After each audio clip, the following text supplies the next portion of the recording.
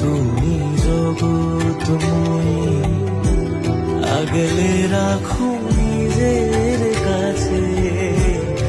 এই দুনিয়ায় তুমি ছাড়া কে আছে